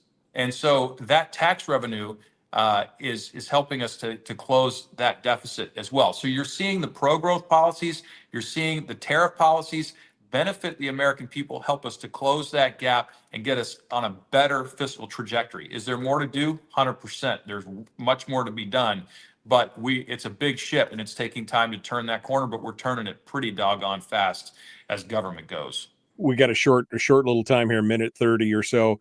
The Doge, that was the hope was that we would get more, and it's kind of fizzled. It seems to have kind of quieted down. Is there anything still happening with the cutting and the doging of the government itself? There absolutely is. So I would not say that it's fizzled at all. I would say that it's taken a backseat to other narratives in the press, but the work continues with Doge to find opportunities for efficiency, to make sure that our tax dollars are being spent in responsible ways, in efficient ways. And that group is continuing. It's an ongoing work stream, looking for efficiencies, looking for opportunities, canceling grant programs that are waste, fraud, abuse, or that don't line up with the priorities of the American people. And we have seen them continue to do that. I think there's at least one, if not more, X accounts out there that are put out by the group that is responsible for that ongoing work stream that highlights some of the waste that's been found and some of the fraud, quite frankly, that has been found in some of these systems. Yeah, fraud, I think, is even some of the bigger things, some of the eye-opening stuff that we've seen, especially with the shuttering of U.S. aid. That was probably one of the most blatant things that we've seen, and I think it's been some good work. All right, we're about to jump back into it here. Nick Begich is our guest. We got to have you on more often. I know you're busy, but I really want to have you on more often because I feel so squeezed on the time here to get more information out of you. But we'll keep going. 8 seconds here, folks. Please like and share, like and follow. Let's get more folks involved in this conversation. The Michael Duke Show, common sense, liberty-based, free thinking radio. Here we go.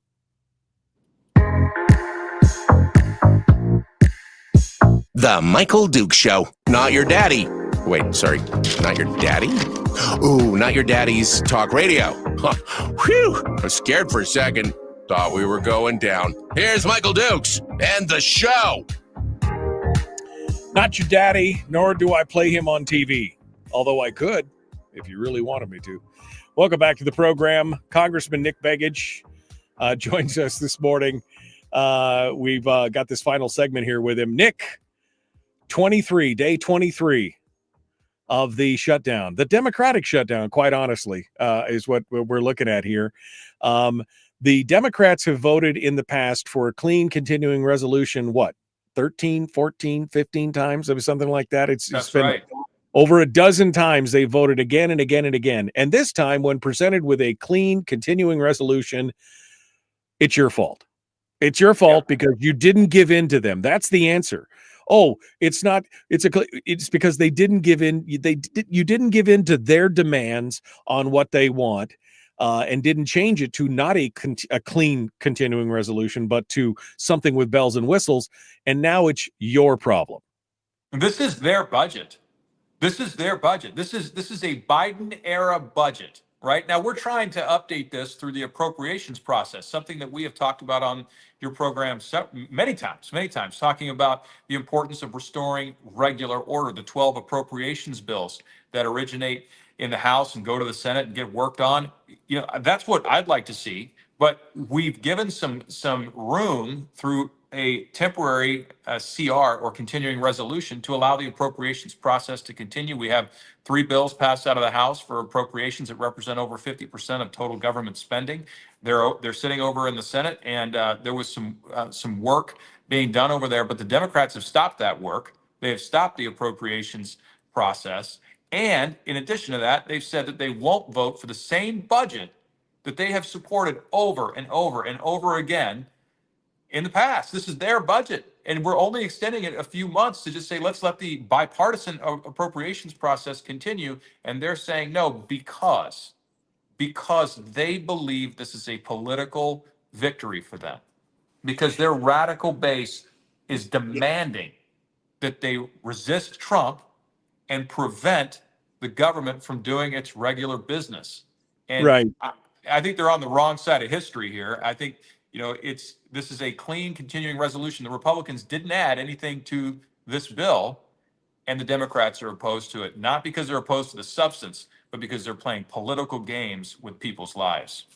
Well, and really, in some parts, I mean, I'm hearing that some of the Democrats are a little concerned that if they reopen the government, that it'll be the fringe elements of their party that the Democrats, the progressives, are eating their own, right, at some point. And they may want to reopen it, but they're afraid of the backlash.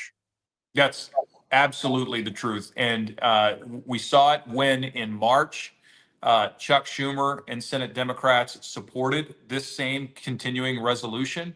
Their base lost their minds. And so they're fearful of their base interpreting doing their job to keep the government open as somehow being complicit with President Trump. And look, at the end of the day, we work for the American people. We work for all of the American people. And the American people deserve to have a government that is open and available for everyday services, whether that's dealing with an issue with the IRS or Social Security or the VA or any other government agency.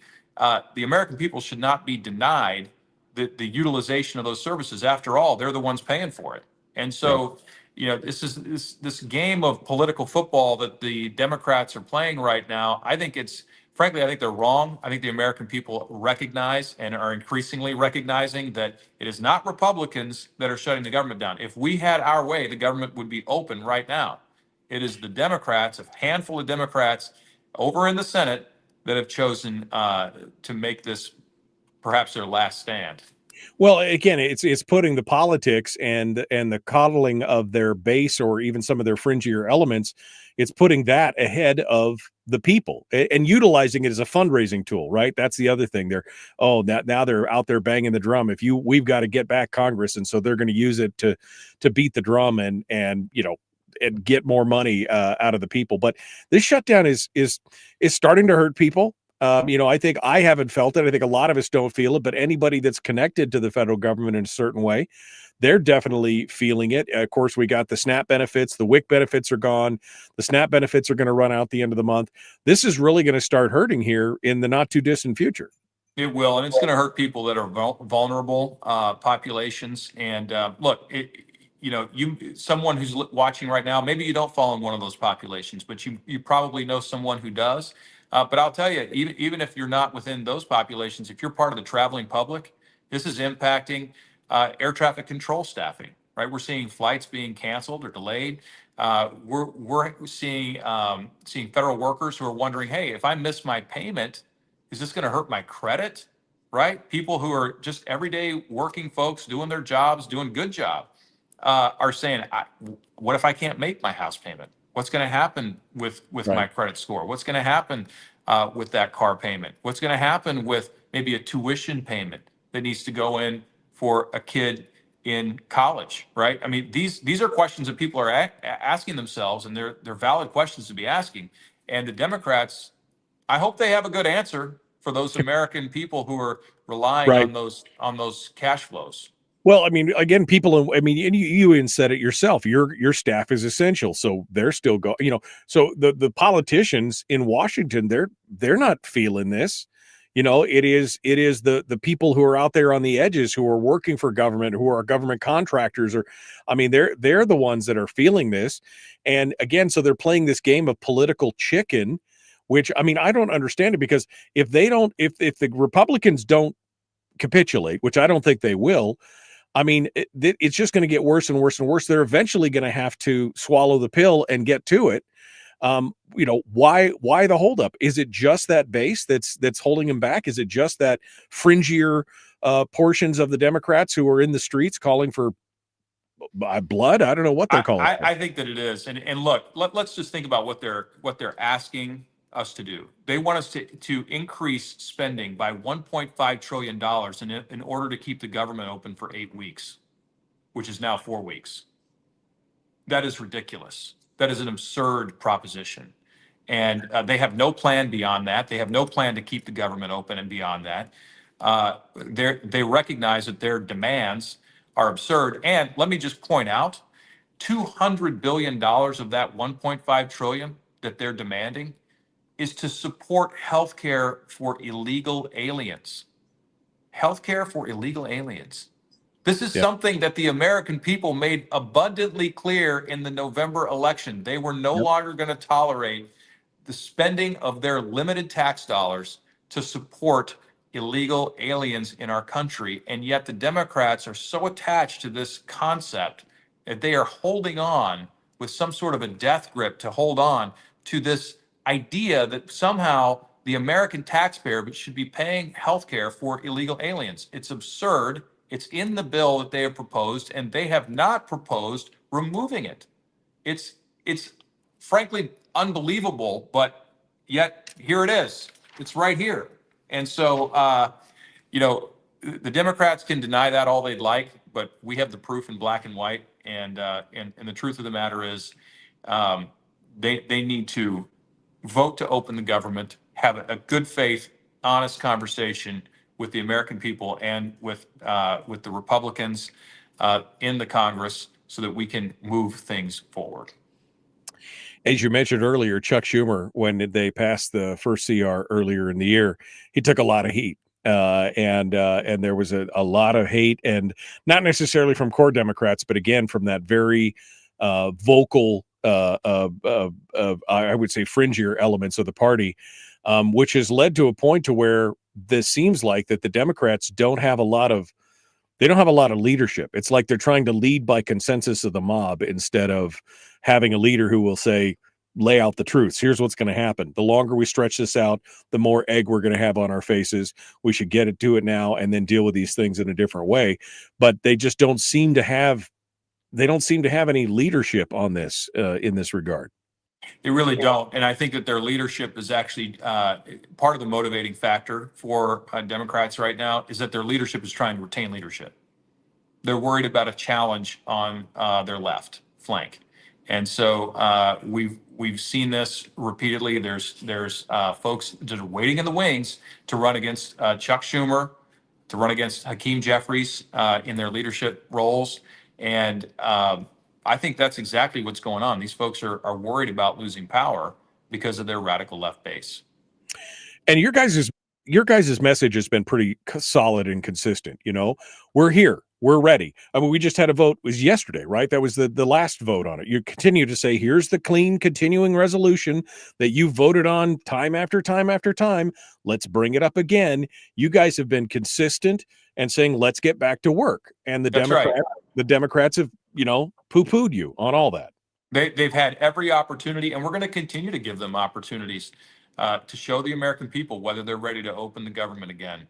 And so far, they have failed at every turn. But we'll keep giving them the chance, and they'll continue to say, "Hey, you're either in or you're out. You're either for the American people or you're against the American people." And so far, the Democrats have said, "Look, with their vote, that they're against opening up the government for the American people." We've seen a lot of these rallies going on around the country, led by Schumer and Nancy Pelosi and others who are, it just must be that the Republicans just, we hate America because we don't like the people. And again, completely shunning responsibility for their part of this. And somebody has got to take responsibility for this and pull the bus back away from the cliff, right? That's where we're at. Because like you said, real people are being harmed. And while we can all sit around and with our moral superiority and say, well, you should have more than 1 month of money in the bank and you should not live paycheck. The truth is that a lot of people live paycheck to paycheck. It is what it is. But we need to find a way to come together and bring this to the table. And I don't think you guys as Republicans are being ridiculous on this, especially since it's something that they voted for over a dozen times before. That's right. I mean, look, the intent of congressional Republicans in passing this clean CR was to say, we are giving you exactly what you had last time. This is good faith. This is bipartisan. We are operating under this budget. We're going to continue to operate on this budget. We didn't expect the Democrats to oppose it. They've supported that all along. This was good faith, and this was good work coming out of the House and going to the Senate. And there have been bipartisan negotiations on the appropriations bills that restore us back to the path of regular order. The Democrats, again, because of their hard left radical base, that hard progressive base, and we've all seen it, right? The rallies across the country that stitch together the person in the dinosaur costume and the taco costume and the chicken costume and the banana costume is all standing out there with their signs on a street corner demanding that their hard left politicians don't cooperate to keep the government open. And these are the people that those politicians are kowtowing to. Right. And my favorite was the one is everybody who dressed up as flies and insects and Uncle Sam looking like Trump was beating him with a placard. I mean, it's wacky. The whole thing is just wacky. But the bottom line is, it's time to pass a CR, and quite honestly, it's time to come back to a balancing budget, right? Instead of these continuing resolutions to begin with. We wouldn't have this if we went through the regular orders and did what we needed to do. Final thoughts on this here as we go through. We're down to 50 seconds here. Look, at the end of the day, I would encourage folks who are impacted, reach out to our office. We are here. We are working. We're here to help.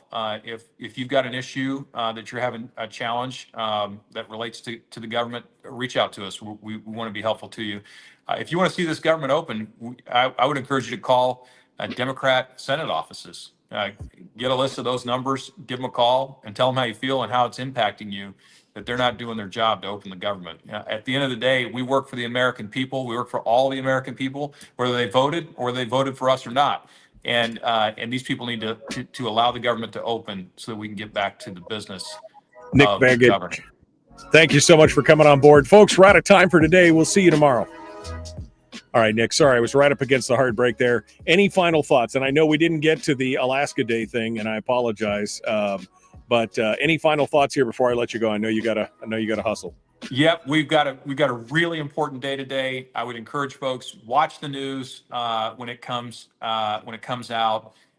We're going to be over at the Interior Department for a day celebrating Alaska and all the opportunities of our great state, and I think we're going to see some important announcements forthcoming. I'm excited to be a part of it, but this is the beginning. It's not the end. We continue to deliver wins for the people of Alaska, and I think what's really important for Alaskans to understand, it's not just that we're delivering wins for Alaska, it's that Alaska is now able to deliver wins for the rest of the United States. The people of the United States broadly understand Alaska's role, how important we are in the critical minerals discussion, in the energy discussion. We are important to them again. Alaska's being prioritized in the Congress again, and it's because of the work of my team, because of the president, because of the governor, because we are out there pumping Alaska, making our story known. And I said that I would do that, and we are doing it every single day in the halls of Congress, making sure that the other members from the other states understand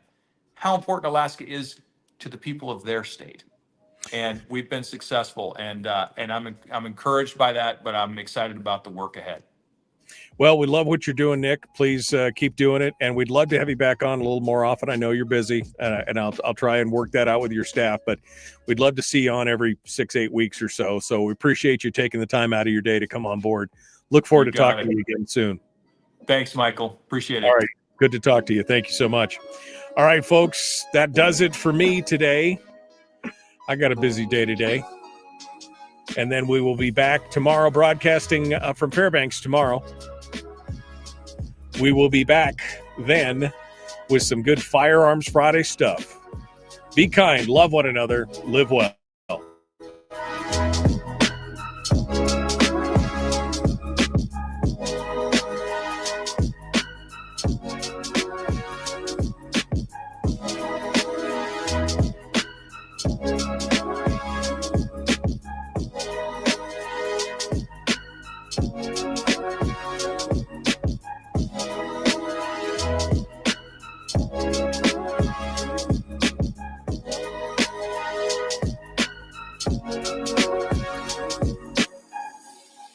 Welcome to the party, pal.